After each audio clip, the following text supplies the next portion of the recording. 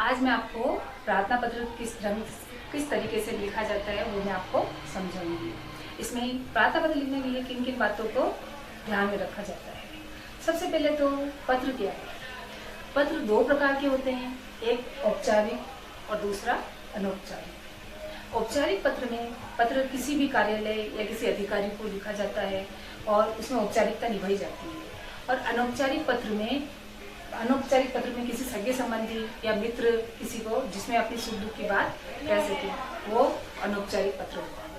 तो प्रार्थना पत्र जो है वो औपचारिक पत्र में आते हैं और पत्र जो है वो अनौपचारिक पत्र में आते हैं। तो इसी तरह से मैं आज आपको प्रार्थना पत्र का एक छोटा सा प्रार्थना पत्र लिखने का, मैं जो अभी नए नियमों का जो उसमें बदलाव हुआ है, तो उसमें मैं आपको नया प्रार्थना पत्र किस ढंग से लिखा जाता है मैं आपको बताती हूँ।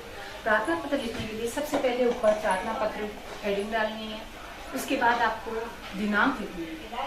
बच्चों इस पे विशेष ध्यान देना, क्योंकि दिनांक अधिकतर गलत लिखी जाती है।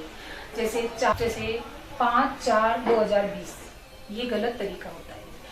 पत्र या प्रार्थना पत्र में दिनांक लिखने का सही तरीका होता है 5 मई 2020।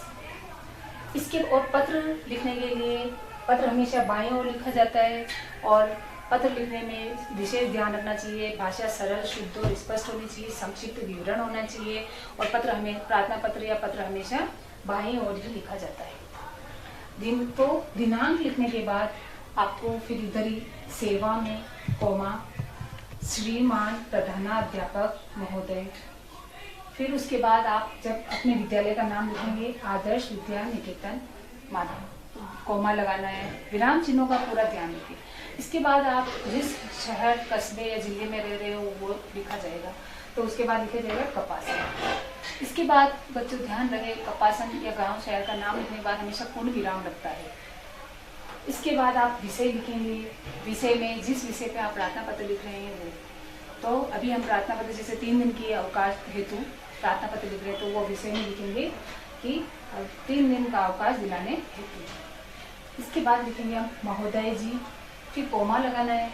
उसके बाद बच्चों ये ध्यान रहे कि सविनय निवेदन, वो भी आप किसी के हाशिए के पास से ही यहीं से शुरू करोगे।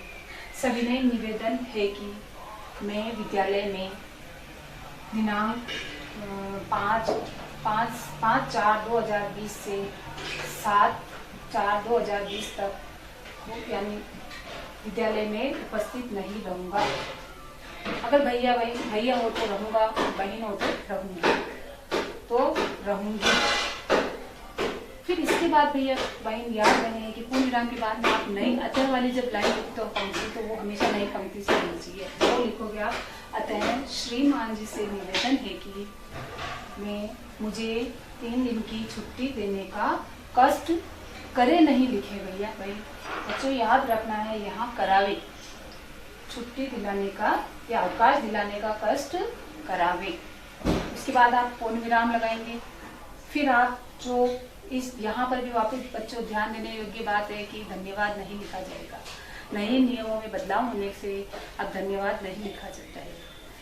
तो कष्ट कराने के बाद आप सीधे लिखोगे आपकी आज्ञाकारी शिष्या। अगर भैया है तो शिष्य, आज्ञाकारी शिष्य, और बहन है तो आज्ञाकारी शिष्य। उसके बाद आप नाम और कक्षा। तो इस तरह से आज हमने कुछ नए नियम का बदलाव हुआ है, वो हमने आज प्रार्थना पत्र में लिखने का प्रयास किया, समझाने का प्रयास किया है। तो बच्चों आप इसमें सबसे आप दिनांक लिखने का ध्यान रखें कि दिनांक मैंने आपको जैसे बताई वैसे ही लिखनी है दिनांक।